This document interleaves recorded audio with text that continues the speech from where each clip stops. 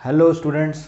तो आज हमारा सेकंड एप्लीकेशन हम करने जा रहे हैं गॉस लॉ के, जिसमें हम एक इनफाइनाइट थिन प्लेन शीट से इलेक्ट्रिक फील्ड कैलकुलेट करेंगे। ये एक इनफाइनाइट प्लेन शीट हमने कंसिडर की है और उससे पी पॉइंट पर हमें इलेक्ट्रिक फील्ड निकालनी है, जो कि आर डिस्टेंस है ना, एक परपेंडिकुलर डिस्टेंस है आर, यहाँ पर सिचुएटेड है ये दिस पॉइंट है कि।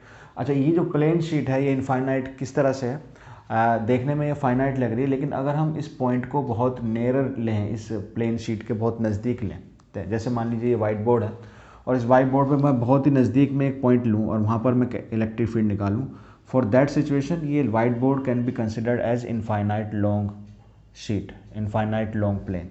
क्योंकि मान लें आप इसको ऐसे फील कर सकते हैं कि आप इस बोर्ड के बिल्कुल नज़दीक में एक चींटी कंसिडर करें और उस चींटी के पॉइंट ऑफ व्यू से सोचें, तो उसको ये जो फाइनाइट बोर्ड अभी आपको दिखाई दे रहा है वो उसको इनफाइनाइट लगेगा।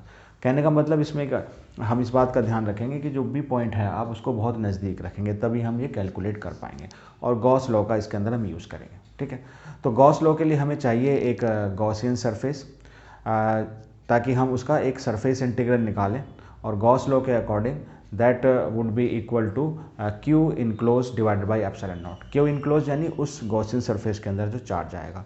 तो अब हम यहाँ पर एक गॉसियन सरफेस क्रिएट करते हैं।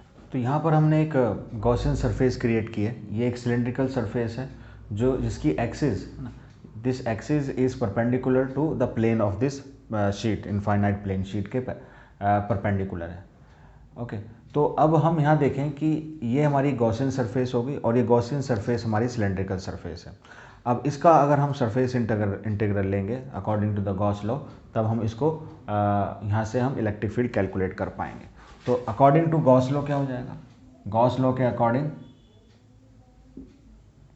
हमें क्या निकालना है, अब हमें सरफेस इंटीग्रल लेना है इस गॉसियन सरफेस का, है ना, and then E dot D S, and that should be equal to Q enclosed divided by epsilon naught. ये हमारा गॉस लॉ कहता है।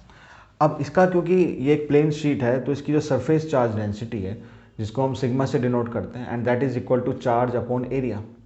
तो यहाँ पर हमें ये देखना है इस गॉसियन सरफेस के अंदर कितना चार्ज है, यानी चार्ज इनक्लोज्ड क्या होगा।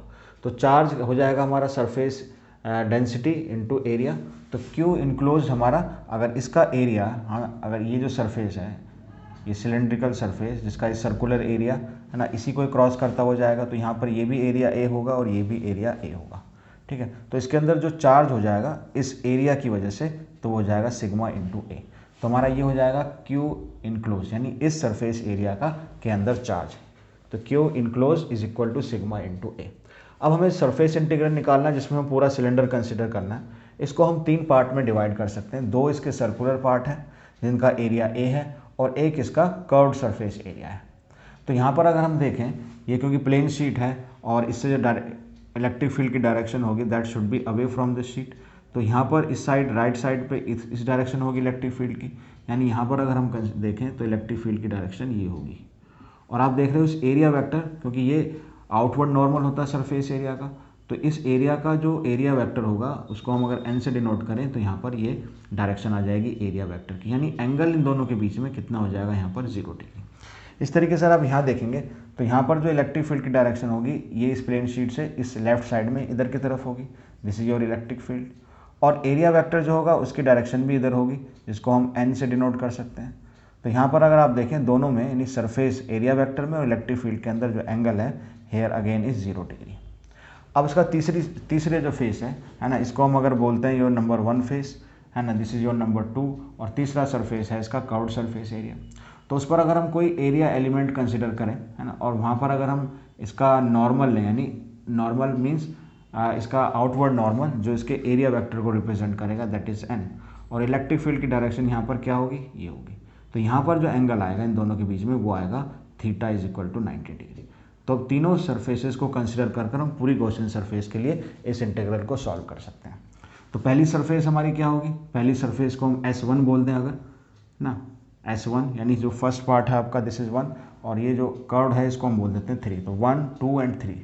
तो इसके लिए हो जाएगा हमारा इलेक्ट्रिक फील्ड, है ना, और यहाँ पर ds और एंगल कितना है यहाँ पर cos 0 डिग्री।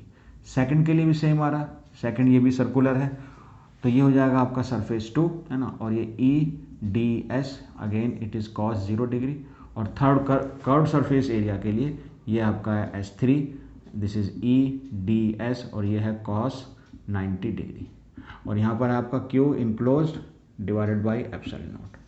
तो यहाँ पर 90 डिग्री होने की वजह से इसकी वैल्यू तो हो जाएगी 0, और E को हम बाहर ले लेंगे और ये वैल्यू 1 हो जाएगी। तो surface integral of D S plus यहाँ पर भी सेकेंड इंटीग्रेशन में ही बाहर आ जाएगा, और ये सरफेस इंटीग्रल यानी और इसका हो जाएगा डी एस, और is equal to Q enclose को हम ले सकते हैं surface charge density into area, तो हो जाएगा sigma A upon epsilon naught. तो यहाँ ये हो जाएगा A, ये सर्कल का एरिया रिप्रेजेंट कर रहा है इस वाले एंड का ना, ये सर्कल का जो एरिया है, तो ये आपका एरिया आ जाएगा इस फेस का, और ये दूसरे फेस का एरिया आ जाएगा, और ये कितना sigma A upon epsilon naught. तो यहाँ पर सभी टर्म में A तो है तो A कैंसिल कर देंगे, ये 2 टाइम्स E हो जाएगा इलेक्ट्रिक फील्ड, और ये सिग्मा अपॉन एप्सिलॉन नॉट हो जाएगा। तो यहाँ से हमारा E का एक्सप्रेशन आ जाएगा, that is sigma upon 2 epsilon naught. तो ये रिजल्ट हमको याद रखना है।